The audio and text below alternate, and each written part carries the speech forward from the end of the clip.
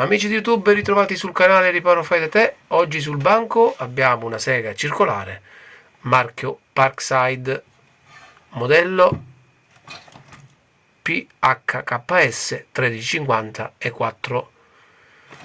La sega circolare collegata alla corrente non funziona. Se io vado a premere il pulsante non abbiamo nessun input. Andiamo a smontare la sega circolare e a verificare qual è il problema.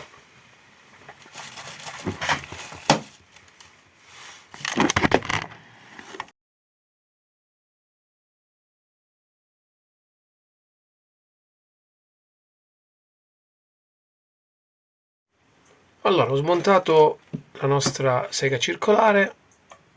Qui abbiamo il manico della sega circolare dove è alloggiata la scheda di controllo più il pulsante e i cavi che vanno al motore. Allora, per prima cosa andiamo a controllare il pulsante se abbiamo continuità.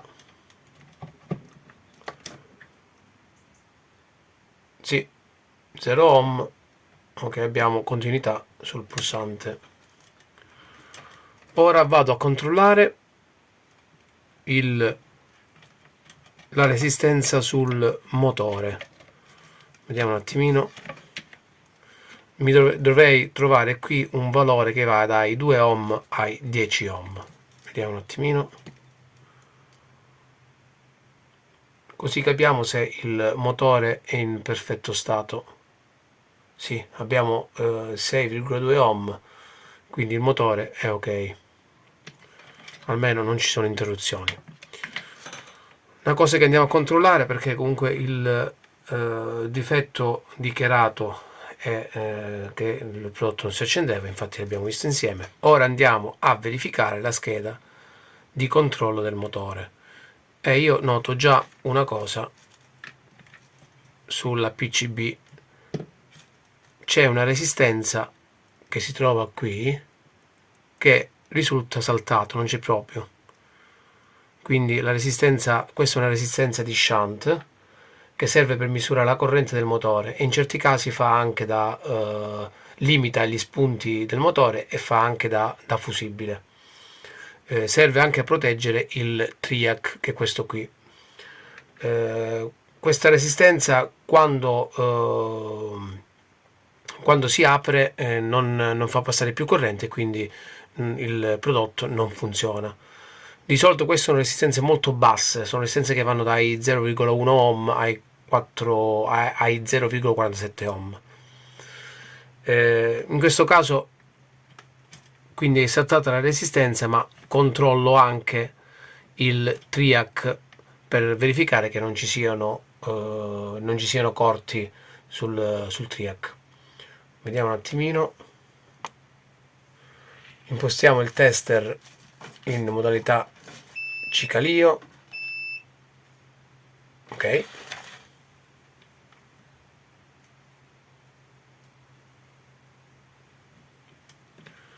Prendiamo il puntale e verifichiamo tra i pin del triac.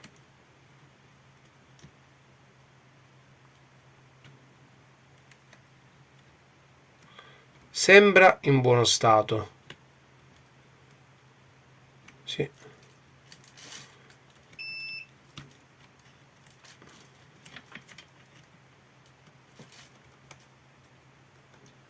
Sì. Però per sicurezza io vado a sostituire anche questo triac, quindi andrò a mettere la resistenza di shunt e il triac. Il triac è un BTB 16800 CW, un 16 A 800 volt. Per sicurezza lo andrò a sostituire, perché anche non sappiamo se al momento, cioè se sotto tensione il triac si comporta in modo anomalo. Allora, i controlli di questo tipo leggono V-Sense tipicamente nell'ordine di tensione, dei decine o dei centinaia di millivolt, esempio 50 mV o 300 mV. Lo shunt in questo caso deve quindi dare una V-Sense utile ma non troppo alta ai picchi.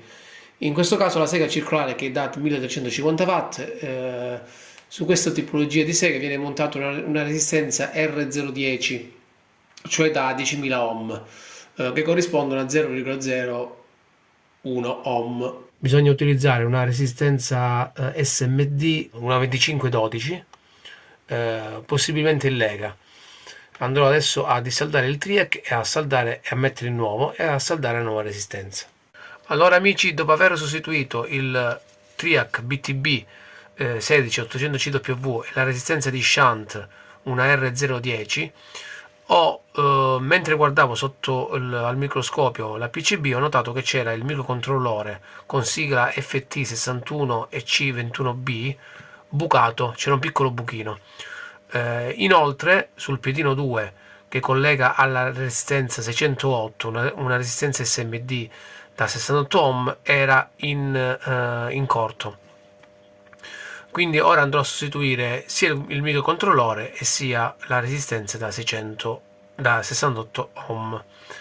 Da specificare una cosa: la casa madre, quindi in questo caso Parkside, si fa costruire questi PCB da aziende cinesi. Che succede? Non mettono la sigla sul microcontrollore, lo fanno di proposito in modo tale che non si può reperire il componente. Da specificare un'altra cosa: il componente, il microcontrollore, si trova in rete. Il problema è che non è programmato, è un microcontrollore dove va iniettato il firmware e non è facile trovarlo. Io adesso lo sto sostituendo con una scheda donatrice di un altro prodotto che è pienamente compatibile il microcontrollore, quindi vado a sostituire direttamente, lo saldo e dovrei risolvere il problema. Quindi se trovate in giro, se avete lo stesso problema anche sul microcontrollore, già vi anticipo che non arriva programmato. È difficile che un fornitore ve lo programmi, perché in base alla potenza del motore il microcontrollore va programmato in modo tale da dare dei determinati giri quando io vado a girare il potenziometro. Ora andiamo a rimpiazzare il microcontrollore e la resistenza SMD e andiamo poi a testare il nostro prodotto. Allora amici, ho rimontato in parte la nostra sega circolare Parkside, ho sostituito il chip e la resistenza da 68 ohm. Ora andremo a testare il nostro prodotto. Premo il pulsante.